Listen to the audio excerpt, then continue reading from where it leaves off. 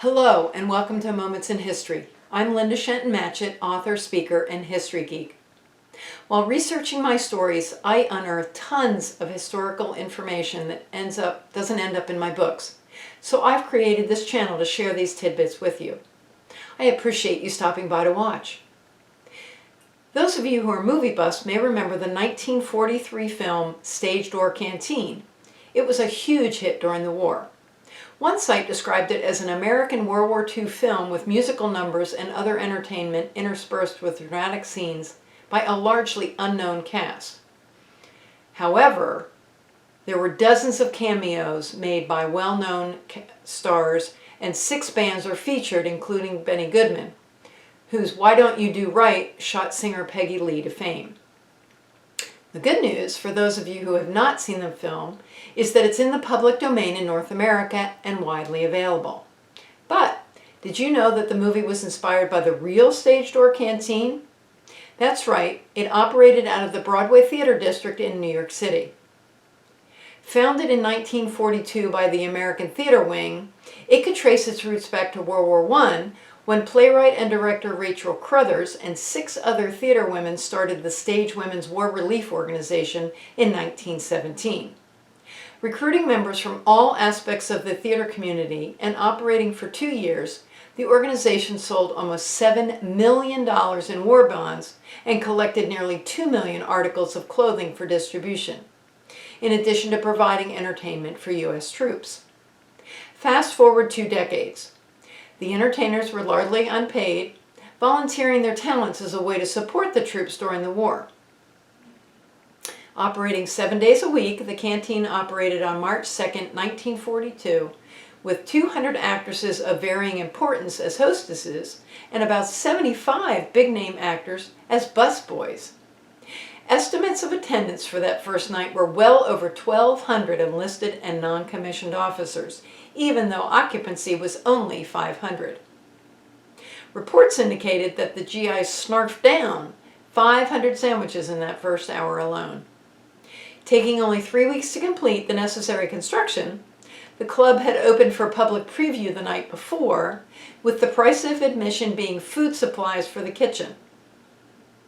Over half a ton of sugar was collected.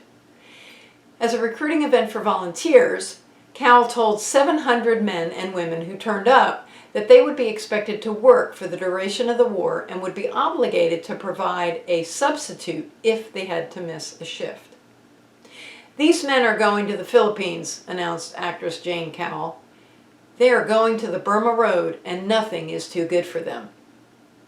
The newspapers touted the value of the club, saying, "At the Canteen, you can have a swell time and no obligations. No drinks to buy, no fancy chow to pay for, nobody to take home out in the far end of Queens.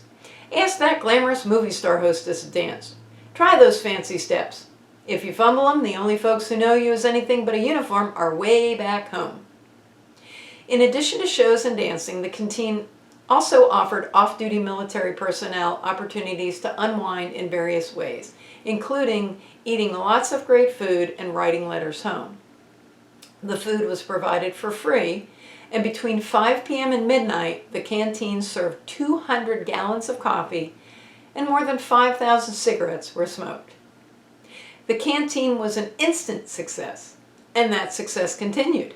7 nights a week, the building pulsed with hordes of servicemen and young women dancing to the sounds of the most favorite bands in the country.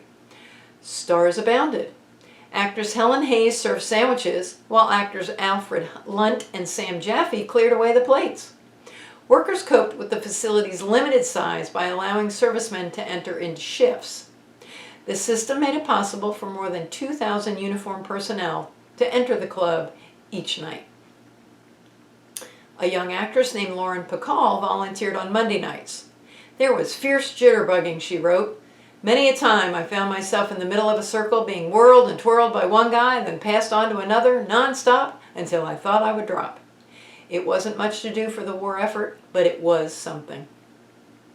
Though the Canteen served food to the servicemen free of charge, someone had to pay for it, and New Yorkers responded generously to appeals for aid. Radio station WMCA asked members of its studio audiences to bring in non-perishable goods.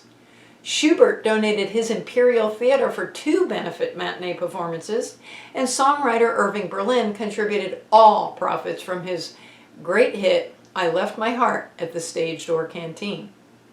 First Lady Eleanor Roosevelt was called the patron saint of the wing by the organizational board member and theater producer Brock Pemberton. She helped establish a Washington, D.C. branch in October of 1942.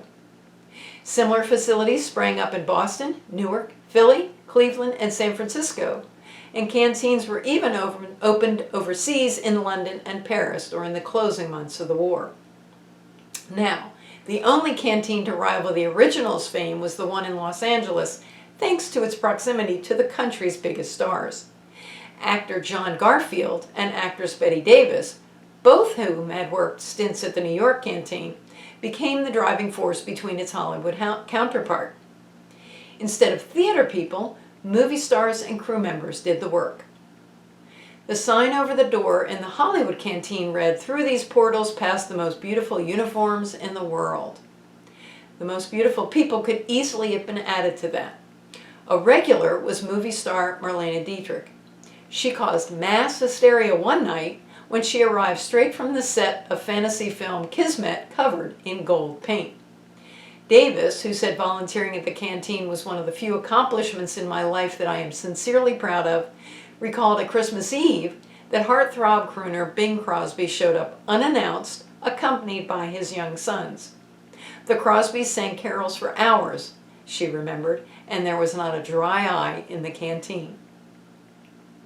As the war dragged on, the popularity of the canteens never wavered. On Valentine's Day 1944, the original canteen welcomed its 2 millionth guest. The New York Times reported that the sandwiches served during the canteen's first 2 years, if placed end to end, would stretch from here to Berlin and back, if anyone actually wanted to feed the enemy. It seems that donuts were the only food the men seemed to tire of, and apparently milk was their preferred beverage. New York Mayor LaGuardia called the canteen a great institution of which this city is very proud. Thank you letters from servicemen poured in from all over the globe. One of the many praiseworthy qualities of the canteen was their egalitarian credo. They were open to all servicemen of Allied nations, and segregation had no place. A 1943 article in the Theater Arts magazine called the New York Canteen one of the few democratic institutions in existence anywhere. English soldiers, tailors, and RAF men danced beside, mingle, and eat with Chinese airmen, Americans from every branch of service, including Negroes and Indians, Canadians, Australians, South Africans, Dutch, and French sailors, occasionally Russians, all are part of the Stage Door Canteen. The mix of races and nationalities did cause tension on a few occasions, and when trouble broke out, bands were instructed to play the Star-Spangled Banner. Davis recalled that at the Hollywood Canteen, we had to resort to that only twice in all the years we operated the canteen. The canteens managed to adapt to meet the changing needs at the different stages of the war. As military hospitals filled up with wounded servicemen, nurses took recovering patients to the canteens for nights out. Separate areas were set aside for these veterans. Davis circulated a memo to Hollywood canteen hostesses advising, "Forget the wounds, remember the man. Don't be over-solicitous, nor too controlled to the point of indifference. Learn to use the word prosthetic instead of artificial limb. Never say, it could have been worse. And when he talks about his war experience, listen, but don't ask for more details than he wants to give." After the war ended, the American Theater Wing began transforming itself to meet new demands.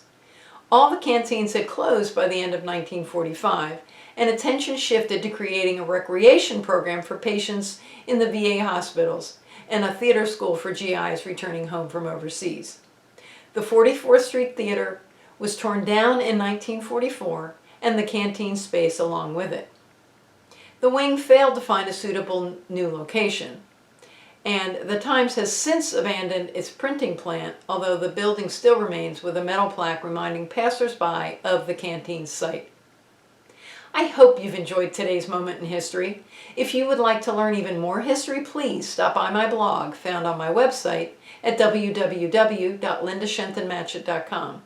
And please consider subscribing to my channel and click that little bell icon to receive notifications of new episodes that generally release on the second and fourth Fridays of each month.